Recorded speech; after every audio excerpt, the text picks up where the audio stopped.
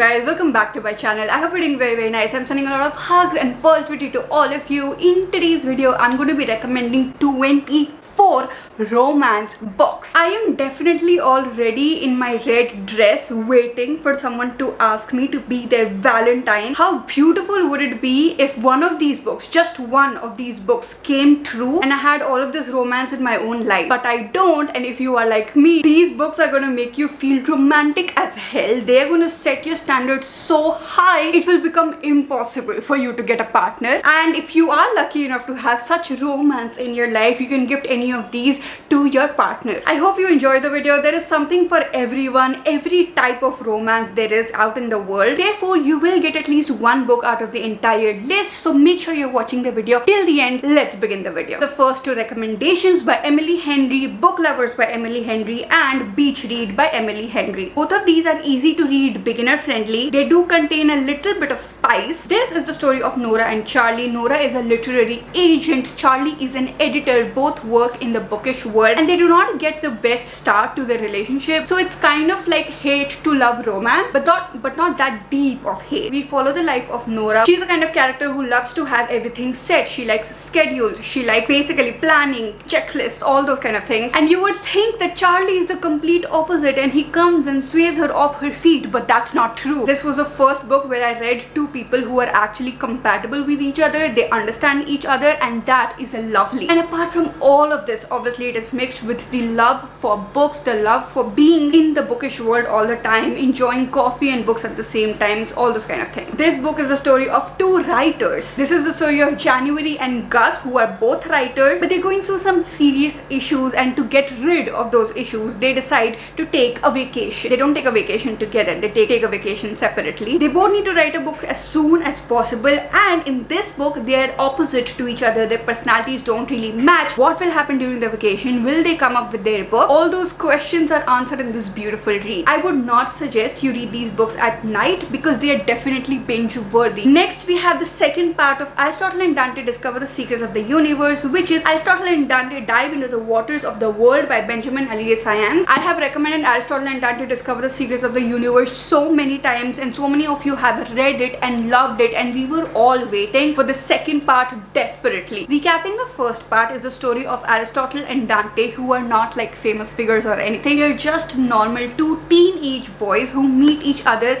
Again, they're very different from each other. Ari is the one who likes to hide and not be seen, whereas Dante is just living his life in ways Ari never thought they could live their life. They both fall in love in the first book. They influence each other in the most beautiful way possible, and then comes the next book. In this book, they're determined that they do want to be seen by the world. They do want to be accepted by the world. In this book, you get to the real nitty-gritties of being in love in the world. There are so many challenges that people who are in love have to go through, and that is what Ari and Dante are facing in this. Aristotle again is also facing some loss. I don't want to give spoilers, but that loss along with the challenges of the world, it is all mixing up and overwhelming Aristotle on another level. However, you always have the sweet conversations between Aristotle and Dante in this also, and honestly, among all of these problems, they are sweeter this time. You don't get to see more of Aristotle and Dante's sweetness. You instead get to see how they survive in the real world. If you are desperate to read what happens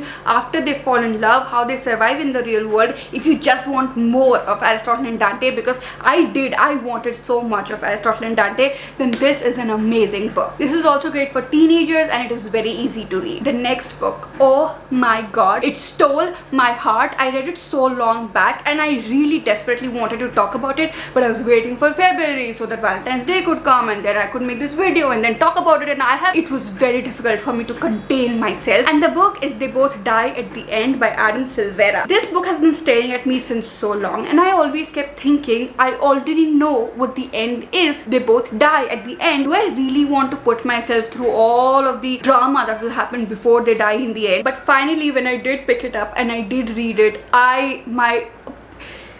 it's so So heartwarming, so beautiful. If you love Aristotle and Dante, you will love this book so much. Even though you do know what happens in the end, you are going to be a sucker for their journey. This is basically the story of Matteo and Rufus. They both get a call at midnight and they come to know that today is the day they will die. They will die in the next 24 hours. Both of them have their own principles and how they have been living their life and their own full life, obviously. But now that they know that they have only 24 hours to live, they want to challenge themselves and they want to be someone who they are not, and they be someone who they are not together. Mind you, they have never met before. They are complete strangers and they are only going to spend 24 hours together. You can imagine the level of depth and simplicity and connection there was that they formed in 24 hours. I completely forgot that they die in the end, and then I was devastated. Definitely give this a read. The next 3 books are books that I don't usually read. They are completely out of the box for me. I have never read such romances in my life before, but I found myself enjoying them. They are completely unrealistic and they are fictitious, and I had to keep reminding me that, because if I start seeing the real world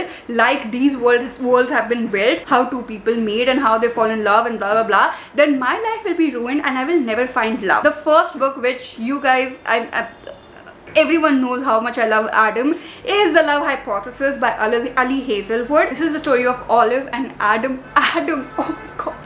Adam is a professor and Olive is a student, and they're doing some research. Means this book is a mix of science and romance. Olive has a best friend, and that best friend likes a guy, and the guy also likes Olive's best friend, but the guy is Olive's current boyfriend, but Olive knows that they like each other, so now she has to prove to her best friend that she doesn't really like her boyfriend, which is why when her best friend is just there in the lab late at night and Olive has to prove that she already likes somebody else and Adam is walking by, she doesn't say anything and she doesn't do anything. She just goes and kisses the professor. Professor is this really strict guy, and Olive is definite that it's over, her career is over, everything is over, but she is surprised when it is not. Not just that, the professor actually tells her that I would love to help you out with your best friend problem. That confuses Olive and me, and you read in the book, have fake dating in this. Adam is the most lovable guy in the world. This book is heavy on the spice side, so I would not recommend this to teenagers. However, it will give you so many butterflies in your stomach, you'll go crazy. Next is a book that I don't really like. I did not really enjoy like for a long time, but you may enjoy it because this is in the similar premises of being an unrealistic rom-com, and the book is the Spanish Love Deception. This again is about fake dating. Catalina and Aaron have to fake date because Catalina's sister is getting married in Spain. Catalina has already told her family that she has a boyfriend in America, but she doesn't. She actually hates Aaron, but when Aaron is the only guy helping her, saying that you know what, we can go together, she has no other option except to say yes, and so she does, and that is where we get the Spanish Love Deception. Another easy to read, very heavy on spice, so do not read it if you're a teenager. Now let me also tell you my views, just in case you're like me and you won't like the book. Then I don't want to be responsible for you not liking a book. First of all, the book was repetitive. It kept repeating the same line or the same thing or the same words way too much. Secondly, the story doesn't even like progress properly. Like the pacing was so slow and the story does not progress till after 250 pages. And 3, I don't like the kind of love there is in this book because it's just not my type. There you go. You have my views and you know the story. Now it's your choice. Last but not the least, we have Secretly Yours by Tessa Bailey. This is a book that I recently got. Hold on a second, there's too much sunlight. This is a book that I recently got and I recently read. I read it in February only, and I started reading it at night thinking that, oh, let me just read 100 pages and then keep the book and then I'll read it tomorrow, because I always read a book at night and I wanted to read something light. Guess what? I was awake till 5 a.m. and I finished the book. It is that binge-worthy and it is that dramatic. It is also emotional and it is also very spicy. It just hooked me so hard that I had no other option except to actually continue reading. Haley wants to revive a wine shop in remembrance of her grandmother. That is how she is coping with the loss of her grandmother. Julian on the other side, and I love this when guys are the ones who are obsessed with schedules and checklists and stuff, because oh my god, like I am obsessed with schedules and lists, and when I see it in like the opposite gender, I'm like, oh my god. He is taking an unplanned sabbatical from work and he has decided to write a novel. Now he comes to his own hometown and that is where Julie and Haley meet because Haley is also a gardener and she goes to his garden to do some gardening. But there is a twist. Haley and Julian have actually already met when they were 14. They were almost about to kiss, but they did not kiss because of something, and then after that they have not met for so many years, like 15,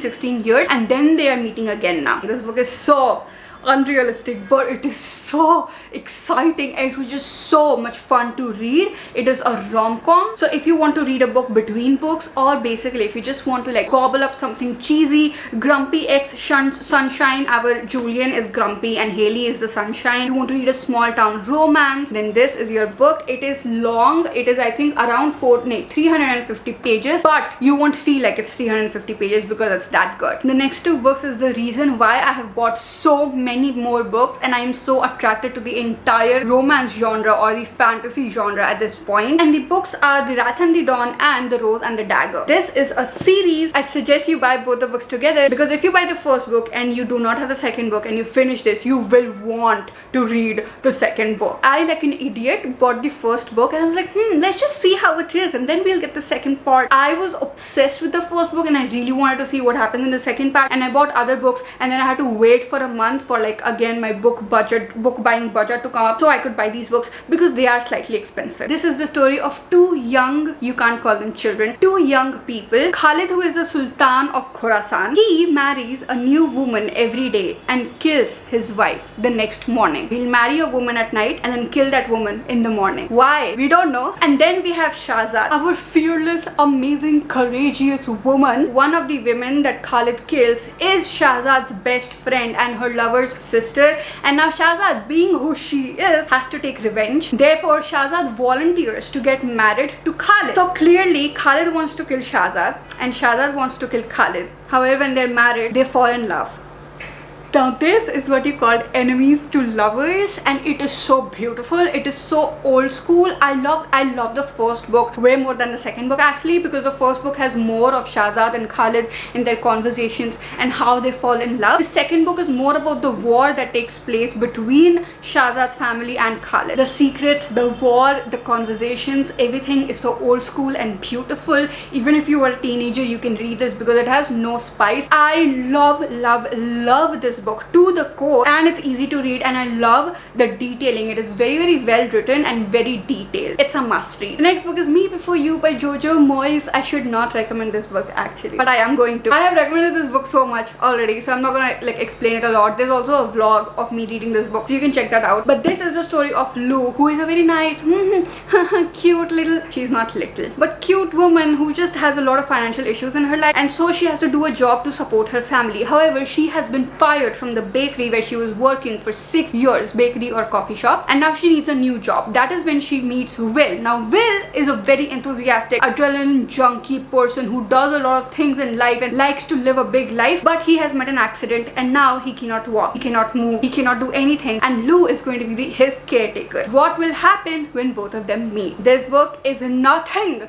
like any of the books that I have recommended, and like you have to read it. Like you have to read it. I cried when I was reading this book. It's so beautiful. It's so nice. It is also a movie. I like the book better. Again, you can read at any age and it's easy to read. The next book is The Library of Lost Things. That's what it is, right? Yeah. And this again is a really beautiful book to read if you are a book lover. This is the story of Darcy. Her name is Darcy, whose mother is going through a problem of hoarding things. She's so invested in taking care of her mother, and she's also very embarrassed by her life that she never meets people. She's never like out there. She's just always hidden among her books. But something happens because of which her hidden quiet life is disturbed, and then she has to take her nose out of the books, which is just sad honestly. But when she does, everything changes. This is more of a story of Darcy, basically her life. However, it is also a very beautiful romance. You can read this if you're a teenager, and it's very easy to read. I do think it's a little slow, so keep that in mind. The next book is Emergency Contact. Just look at the cover. How pretty is this? Us. This is the story of Penny, who couldn't wait to get out of her town, and she finally does. And when she does, she meets Sam. He's broke and he sleeps where he works. Sam is having a panic attack, and that is how they meet for the first time.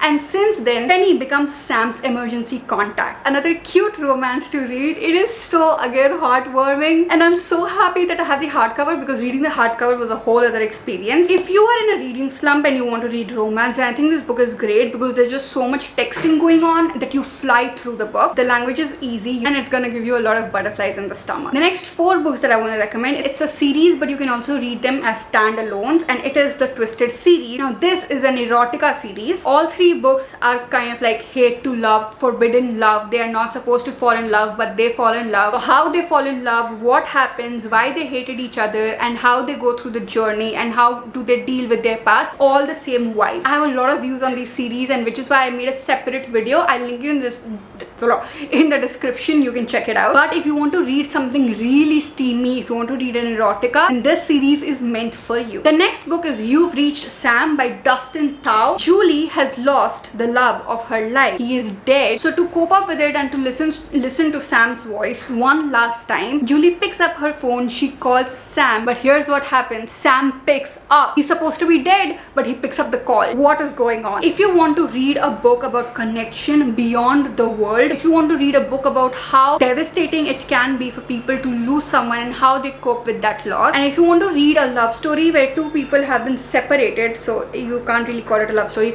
but 2 people have been separated, how they stay connected to each other, then this is your book. It's easy to read, no spice, and honestly it does make you cry sometimes and makes you really emotional, especially when you're reading parts about Sam. The next book is The Heart Asks Pleasure First. I don't have the cover of the book. This is the story of 2 people who have left their own country and they have gone out in the world to follow their hearts and follow their career. There are so many prejudices and so many things that they have to face and fight through every single day, but they meet each other, and that is enough. Those differences, the prejudices, they stand between them too. So this is the story of what they do about these prejudices, about these differences, and what happens to their love. This is also counted as a literary fiction, which means it's very realistic. It is about the real world, and it deals a lot with the prejudices of the world. It's about deep connection. It's about having someone and losing someone, and having someone and losing someone repeatedly. It's about wanting someone so badly but not being able to have it simply because the world won't let you. And it's a beautiful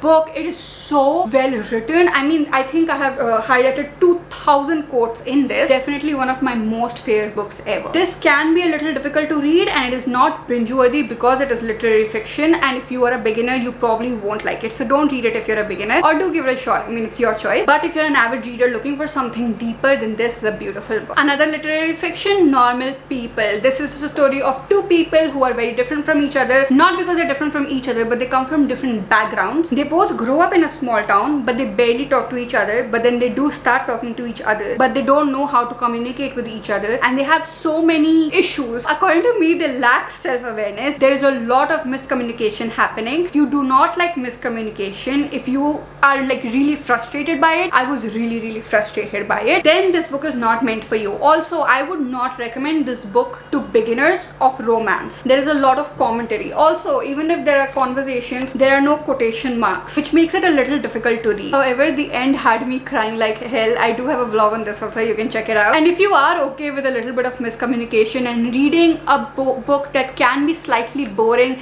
and agitating, but it will steal your heart, then this is your book. The next book is The Shape of Water. This one also is difficult to read. However, it is so beautiful. It is a story of a woman who cannot speak, who is living her life in a basic routine, and she never is out there in the world. She doesn't think that anybody understands her, but then she falls in love with a creature that is not a human being. So this is the love story of a human being and a non-human being creature. It's so beautiful. The pacing is slow, so you have to take your time. It is also a movie, so you can also watch the movie. However, I enjoyed the book so much more than the movie. But the movie is also beautiful, so you can check it out. And if you're okay with the slow pace of the book and a few difficult words, then this is your book. Next up, we have It Starts With Us. Now, this is the second part of It Ends With Us. And yes, you can read it, It Ends With Us, but It Ends With Us is not a romance book. I think this is a romance book because this is a story of Lily and Atlas. Lily was in an abusive relationship and she gets out of it, and Atlas and Lily have known each other since childhood, and now this is the story of the relationship after she gets out of the abusive relationship. Atlas is like the